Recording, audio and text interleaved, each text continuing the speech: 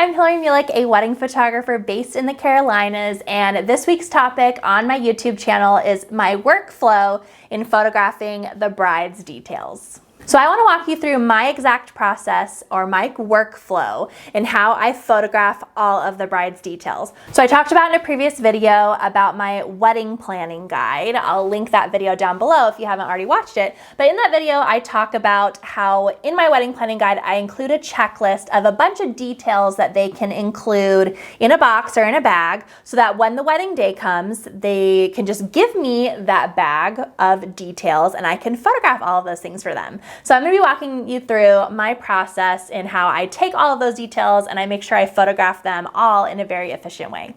So the first thing I do is I lay out all the details that they have on one side of my styling board, and then I pick out all of their paper products and I lay them all out on my styling board. So the very first thing that I photograph is basically just a big flat lay of all of their paper goods. I'll also include maybe their rings, a ring box, if they have any other like smaller details that might be easy to put around all of the paper goods, I will include those as well. But basically the idea for this very first thing that I photograph for the bride's details is just a big flat lay of all of the paper goods. The next thing that I do after I've gotten a photo of just all the paper goods together is I will get in close up and just get more close-up sections of that very same flat lay. So rather than spending more time to rearrange the flat lay multiple times to get different close-ups of all of these things, I figure let's skip that step and just get close-ups of everything while it's already in that first flat lay. So I'll get a close-up of the main invitation, maybe the RSVP card, maybe the rings over here. I'll just go to each section of the flat lay and just get a closer up photo of every single item in that flat lay. So the next thing I'll do, if I have time, because I've already photographed all the paper goods in the big flat lay that I just designed. If I have time, I will take off all of those things and I will just do a smaller paper goods flat lay of just some of the more main details of their flat lay. So this will be maybe their main invitation card, their RSVP card, maybe the envelope, and then I might put their rings in there or some flowers in there or something. I just want to do something a little bit smaller of their paper goods since I've already gotten the big flat lay of all the paper goods together. The next thing I'll photograph, if they have them, are the vow books. So if I have both vow books together, I'll put those in the flat lay next to each other. I like to put the wedding rings in this picture as well. So maybe the bride's wedding ring will be next to her vow book, and then same with the groom's vow book.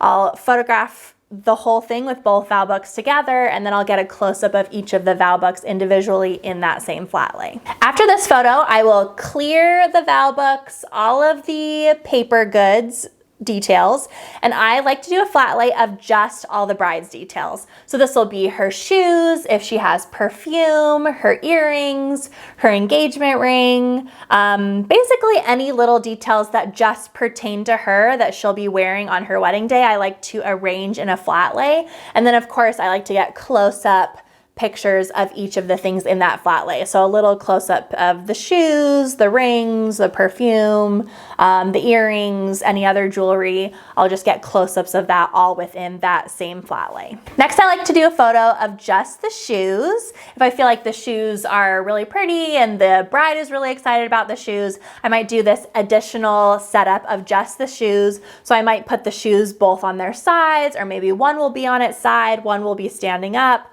Maybe they'll both be standing up. I like to kind of just mix it up depending on what type of shoes they're wearing. And then maybe I'll put some flowers in that flat lay as well, or maybe just her engagement ring next to the shoes. And I'll do a couple different photos of the shoes from like a more aerial perspective, and then just some different angles of the shoes, more just like from the sides and not necessarily from an aerial. Next, I like to photograph the rings. So I will get either a ring box that they have provided for me, or in my styling kit, I have a bunch of different ring boxes. So I'll choose a ring box that is going to match best with their theme and their colors. I will do some photos with the ring box with all three rings together. So this is the engagement ring and both wedding bands.